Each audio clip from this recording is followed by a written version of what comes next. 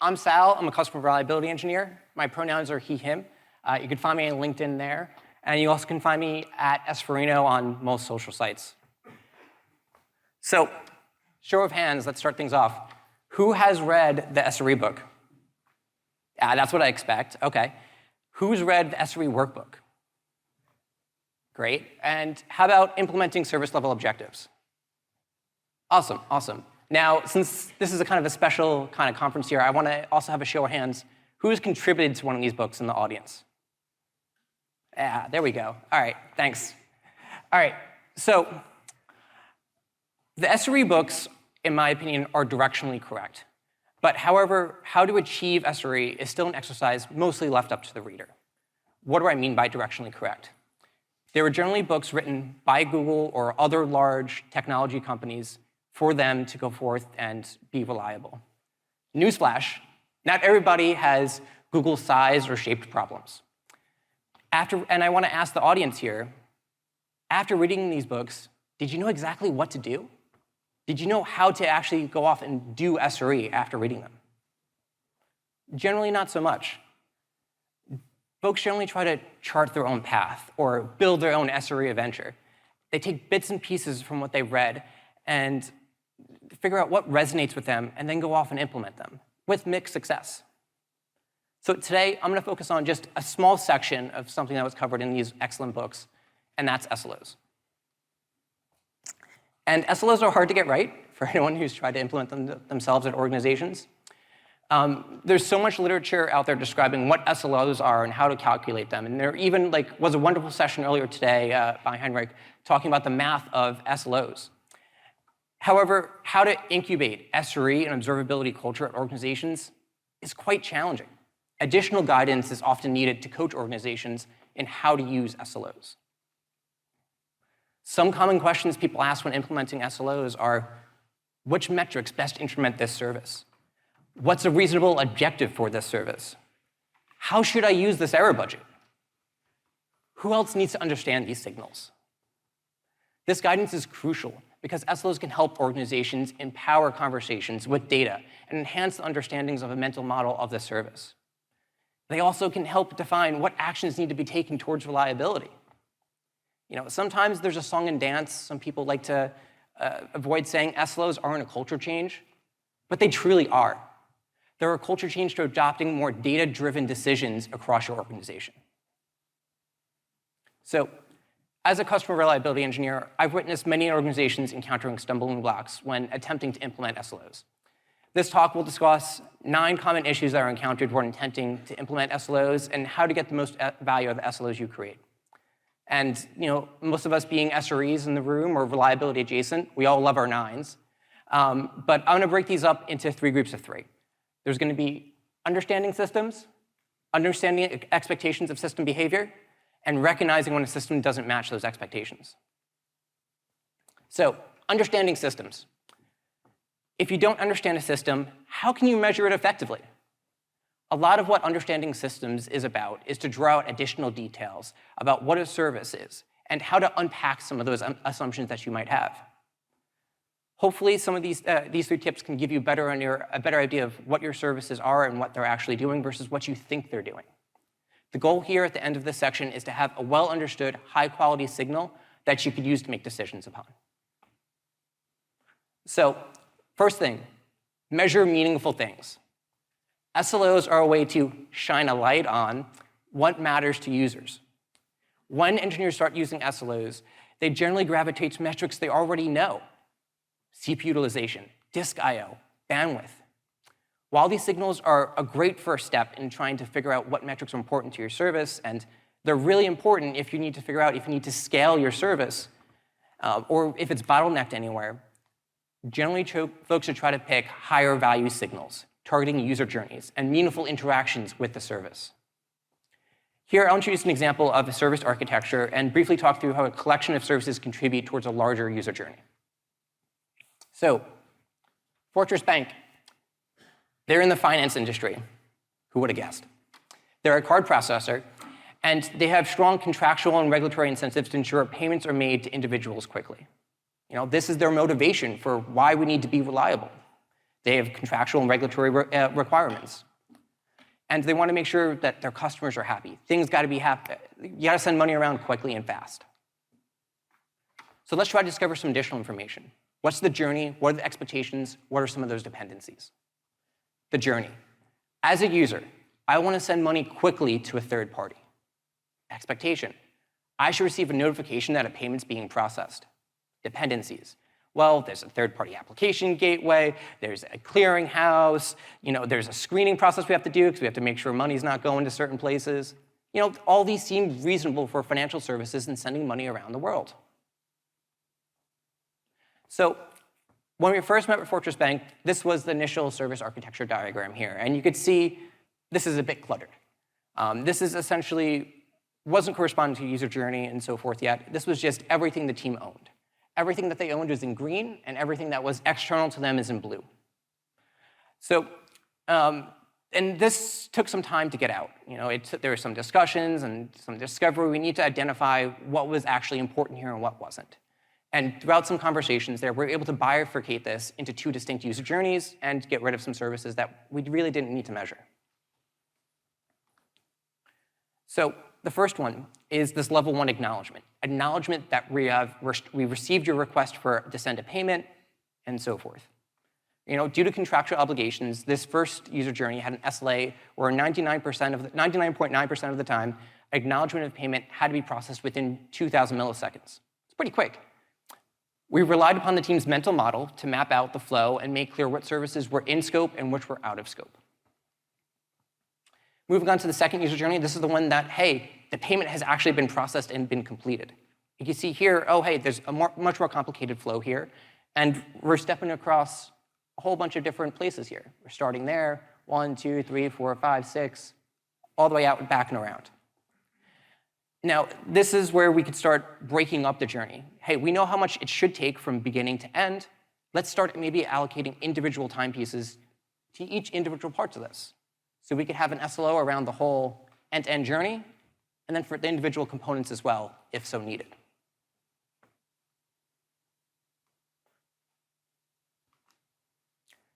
So next tip, measure success rates. Don't define bad behavior. Many organizations measure error rates instead of success rates. And while it's true, error rates are initially easier for some organizations to grasp and hold. Hey, what's all that bad shit that's holding us back? But they also have limited scope, and they only inform you of what you already know doesn't work. It's a lot better to define what is good and let everything else be uncertain. So here, let's flip back to a previous example and see how we apply this over to Fortress Bank. So over here, we have an availability SLO, where we're measuring all requests to the Service Connect API that have 2, 3, or 400 HTTP error status codes, and we're measuring it at the load balancer. This seems reasonable. Pretty much everything that's a 500 is considered an error for the service. Now, a quick note here, don't take that as gospel. Every service is architected differently and responds to different things. Sometimes a 404 is an actual problem and an actual error that you need to go off and say, hey, this is not success when a user encounters this in our flow. So you need to adapt and figure out what actually is important for your service and what isn't here to make it truly available.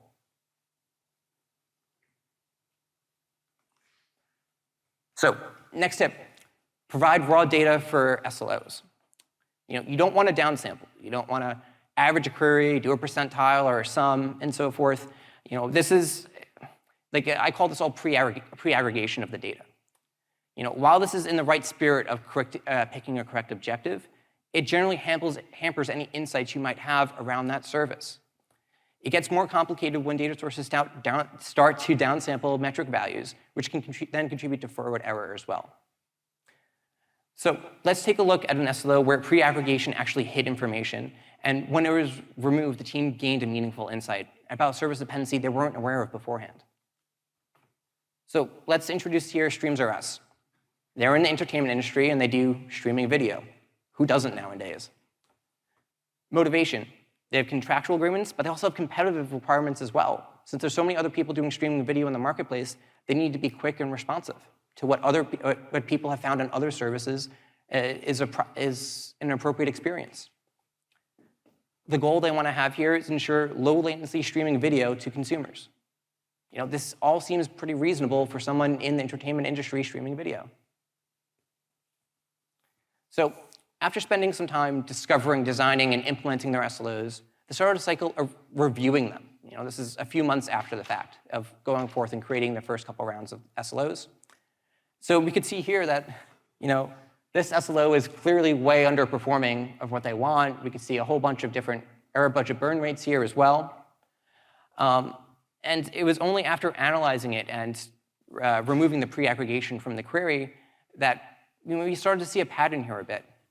We were analyzing several one-off events that potentially could affect their reliability. However, solely looking at this SLI chart, we were able to diagnose an issue that was contributing to their unreliability. So let's take a moment to try to identify it here a bit.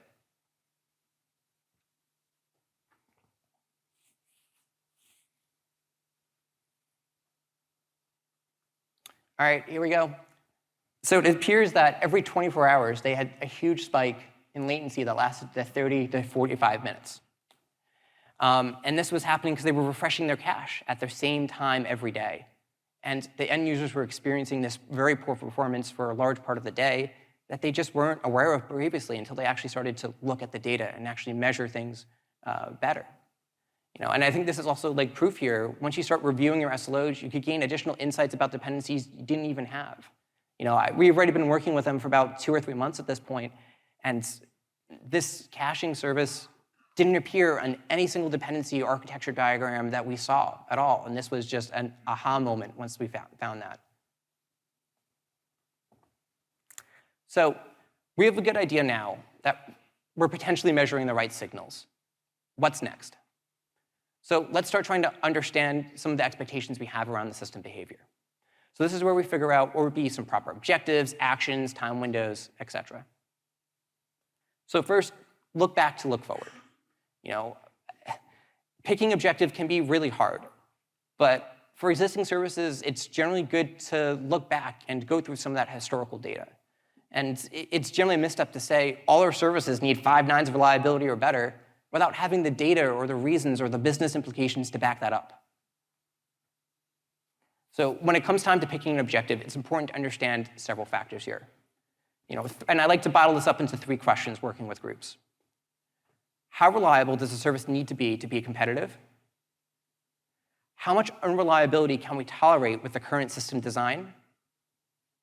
How much are we willing to spend to achieve those goals? After you ask yourselves these questions, and you've already analyzed the previous performance benchmarks, you understand what reliability targets are actually attainable. Do we really need 5 nines if no one complained after we had an incident? While we're on the topic of incidents, after an incident, it's also a good time to review and reaffirm the SLOs you've created and ask, did this SLI capture activity and burn budget?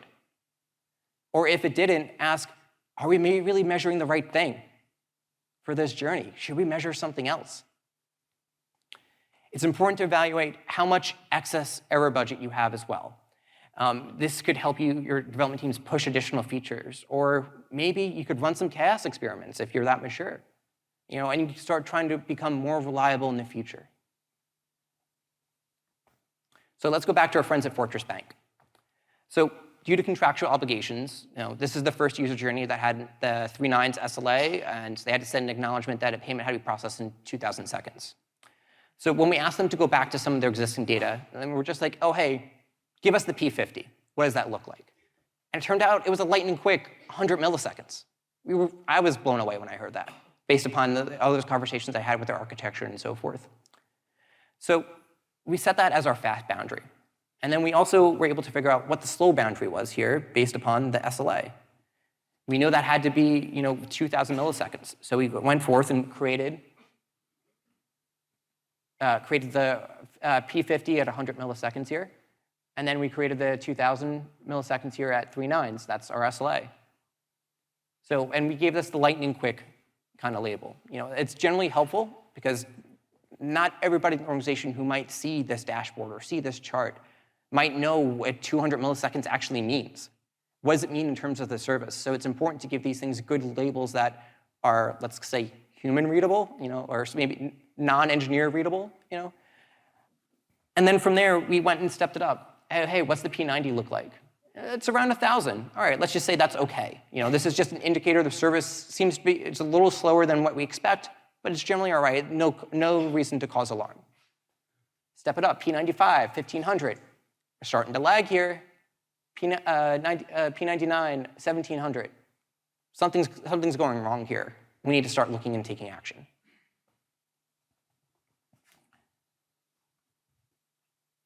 And we could follow a similar process here for the other journey as well. This one was a bit longer. So when we went to look back at the data to see how long it took for the whole payment to actually be processed, we saw it was around 5 minutes for the P50. Give it the same similar labels here: lightning, something wrong, and SLA. The SLA was 30 minutes and it had to be P95 and what you needed here. So essentially, we backed into what our objectives should be based upon the historical performance, since they knew already that, hey, we're doing this more so for regulatory impact. We don't need to be competitive to see what other people are doing. This is just how we've been doing so far, what's actually achievable with the design today. Now, an astute viewer would notice that there's actually a new blob on this service architecture. And that's the external API gateway here. It wasn't until we actually started to instrument the data and look back to see, oh, hey, where are we starting and stopping our stopwatch here to measure how much the service is being impacted, that we found out that, hey, this acknowledgement's going over to a completely different API than what we thought it was before. And again, this wasn't something until we actually started going through the data that the team found and discovered and then understood. Next, observability without action is just storage. SLOs are living, breathing ideas. They're not just a bunch of things you set and forget, or yet another dashboard for creating infinitely many dashboards out there. They're a method of codifying your service's reliability targets, and naturally your runbook should be tied with your observability-based solutions.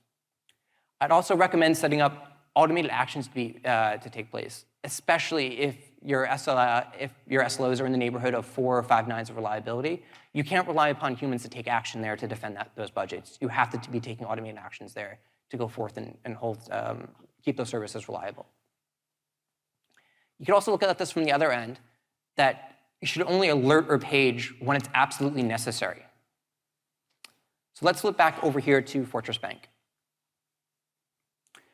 So we can see here, we have our percentile, we have our target, we have our label here, and now we have a bunch of different actions we can take. If the service is lightning fast, steady state, let's do nothing. If the service is running okay, oh, hey, let's warn or send a message on Slack. Give people a heads up, something might be happening. When it's starting to lag, oh, hey, let's actually throw in a ServiceNow ticket.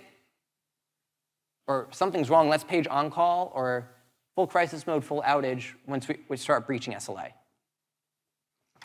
So you can see here, we're taking defined actions here, and most of these are notification actions. Different organizations with different levels of maturity and how well you trust your signals will take different actions to defend your reliability targets and budgets here. You could easily say, oh, hey, roll back a change, or do something else here, reconfigure it, maybe give more resources to the service as well. Every service is different, and it's important to understand you don't always have to change things. Sometimes just sending a message to somebody, giving them a heads up, is just as valuable. Next, different time windows for different folks. SLOs aren't only for operations and SREs. Different personas or different groups take different action towards the reliability of services. Some of these groups might call them KPIs. They might have different polling intervals. But overall, they're making an effort to take in data and make decisions based upon that. So here it's important to consider introducing SLOs to utilizing the same SLI, but having different time windows for those different audiences and different personas here. So SRE and operational folks, they're concerned about the here and now. They don't care what happened a week ago. They are really only concerned with the past 24 or 48 hour rolling windows, 24 or 48 hour window. They take immediate action to make sure a service is available and reliable. Different actions they might take: rollback, exponential backoff, failover, internal rate limiting, maybe disabling costly non-essential services. These are all actions within their toolkit. Then there's the development team. They generally want something more aligned to their sprints, rolling 14-day or 2-week calendar-aligned windows to help them make decisions whether they need to focus on reliability or new features in the upcoming sprint when they're planning their work. And then there's the architecture and leadership teams. They generally like to review services on a monthly and quarterly timeframes, but they tend to make more structural changes towards reliability. They tend to ask and say things like, do we need to be deployed in another region? Should we set up automated smart retries? Would it be more reliable if we use technology XYZ that they just read about on Hacker News? Do we need to take in, or maybe a more touchy conversation, do we need to talk with a third-party vendor about how they contribute towards our reliability, our unreliability? Now, for folks who have issues or problems thinking of what else can I do to improve my reliability, I always like to recommend r9y.dev. It's a really good breadth-first approach to reliability. And I'll put a big disclaimer on here. It's a bit opinionative, but I still think it's directionally correct as well. So how does R9dev actually work? You can see here that there's different columns here, and these correspond to different reliability milestones. So 1.9, 2.9, 3.9, 4.9s, and then 5.9s are off the page here. But then there are also different rows going across here. This is all development activities. This is your infrastructure, operations, observability, people. How I generally work with this tool with folks is to go forth and say, hey, for this service, what is available for us? What has been implemented in this toolkit? And we go off and check, go forth and do that in terms of an evaluation. And then we end up having what generally like a wavefront that forms with all these check marks of what's been in place and what's not. The whole idea being, oh, hey, if you're trying to hit 3.9s, you're doing some stuff over here and over there, but maybe you're missing out in some of these areas as well. You should try to improve upon this. Granted, you don't need to do all these things in order to achieve some of these reliability milestones. And heck, you probably have to modify something like this in your organizations in order for it to be more effective, because some stuff just isn't available for some folks. But you could still think of, hey, based upon our infrastructure or our product offerings, what is available for us to try to be more reliable? So, next section, recognizing when a system doesn't match those expectations that we had before. So we have the right signals, we have some good objectives and some actions that correspond to some time windows from some right personas and audiences. Great, what else could there be? How we process those signals, how we document them, how we review them, how we learn more in the process and update our mental model of the service. So, first, enrich your dashboards with contextual information. I've seen so many bad dashboards out there that people have created. Dashboards need to be a lot more than a bunch of squiggly lines and bright colors to give proper context towards the reliability of a service. Show of hands, who's ever inherited a service from another team or from an organization and so forth? Okay, out of those hands, who's received a dashboard to go along with it? Who's received several dashboards to go along with that service as well? Yeah, thank you. So, first up on dashboards, naming is always hard. It's probably the hardest problem in computing we have. But you should try to adopt a taxonomy that your organization already utilizes. A good metric I have here, if you can't understand what it means when you're woken up by a page at 3 a.m., probably not a good name. You should also have annotations on your charts for deployments or changes, the start or an end of an incident. You also need annotations as well for when your objective or parts of your SLO are changed. So you know, hey, what we're measuring on this, we made some adjustment and change, the graph should look different. You should also have annotations for when you take actions to defend the reliability of the service. If you're executing a playbook, rollback, or backing off, you should go off and annotate that. I know these are a pain to set up and configure to automatically go off and update a chart when you run a playbook or take a certain action. But when you come times to review a service or troubleshoot it during an incident, they pay dividends to say, hey, this is exactly what we did when, and this is how it affected the reliability of the service. Next, badges. You want a badge to know when SLOs are at risk. You want to know when a large amount of error budget has been burnt, or when an SLO is missing or providing unexpected data towards that service. But more importantly, you want a badge to know when was this last SLO affirmed to be accurate and true.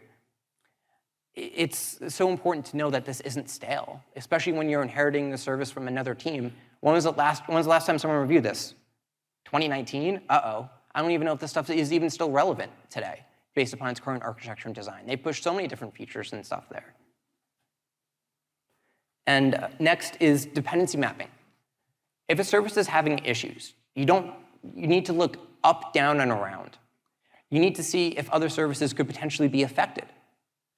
Maybe even automatically annotate other SLOs when one of their other teams that are in close proximity are having issues, so you know the impact one service failing has on another. Some general quotes here I like to provide folks is, who is dependent, when you're looking at a team having an issue, who is depending upon this team? Are we supporting them well? And likewise, who does this team depend on? Are we supporting them well as well? Because if there's like a full-blown incident, everyone has to pitch in together to help out. It's not just that team's problem. Next, document your SLOs. Documentation is sometimes a difficult thing for engineers to do, but how often have you asked yourself when looking at another team's dashboard, what is this service? Who's responsible for it? Where is this even deployed? How do they fix it? Why are these metrics even important? I was looking at a dashboard a couple weeks ago, and I saw on there they had averages for about 60 different metrics all across that whole service. And I'm just like, what are these even important? Forget the whole MTTR arguments as well. But if you're just measuring the averages of a bunch of all these collective things, why do these even matter towards the reliability of your service? When you're creating your SLOs, it's important to document the who, what, when, where, how, and why of that SLO's existence. Ideally, they should be documented in Markdown. Bonus points if the document point is tracked and versioned alongside with your SLO definitions and your code. And this is where SLODLC has really helped out a lot with a lot of organizations I've worked with. The service level objective development lifecycle is a repeatable methodology that's all open sourced. That's for creating metrics that matter for service-centric organizations. I've worked folks through so many parts of initiate, discover, design, implement, operate, and review. It's been life-changing in terms of how much data has been more involved in conversations with these organizations so that they're not just depending on people's guts or feelings of what they should do. And what's great about SLODLC is that all the templates that are provided with it are in Markdown. They're designed for you to keep your reliability definitions tracked and versioned alongside your code base. And as you make changes and update your code and your infrastructure, you also need to keep your reliability standards up to date as well. And documenting why you did that is also important to say the history of why you're doing things. And lastly here, your problems aren't unique. If you're having issues incubating or evangelizing your SRE and observability culture, remember that you aren't alone. There are several open standards and frameworks and communities of practice out there that you can adopt and join. It's all when we come together and share our knowledge and experience that it helps try to create a better internet for everybody. So here are some standards, frameworks, and communities I like. There's a lot left off here, so don't view this as an absolute list here. But OpenTelemetry is wonderful. OpenSLO I spoke about a little bit today. There's tons of frameworks like Dora, R9Y Dev, and SLODLC out there to help people become more reliable. There's also great communities of practice, such as the LFI community is amazing. It's been doing great work there. There's also Google's Art of SLOs as well. There's also several Slacks out there, DevOps Days, SREcon, of course, HangOps, RANS Leadership, reliability.org. Tons of people are in the industry talking about the problems they face and sharing that knowledge. And of course, there's always the socials of, on Reddit, our SRE, DevOps, is Tech X still a thing? But there's lots of people joining Mastodon and Blue Sky as well to help start talking about technology and sharing their common experiences that they have. And with that, I want to say thank you, everybody. You've been a wonderful audience. If you'd like to chat about SLOs, I'm here. I think a big part of CRE is engaging with people to talk about reliability and SLOs as well. So I'm totally open for questions. Feel free to reach to talk to me as well afterwards if you want me to roast your team's dashboard. But more importantly as well, if you're hiring as well, I'd also be I'm looking for my next opportunity. So I'm open for any conversations there as well if you really liked what I had to say today. So thank you.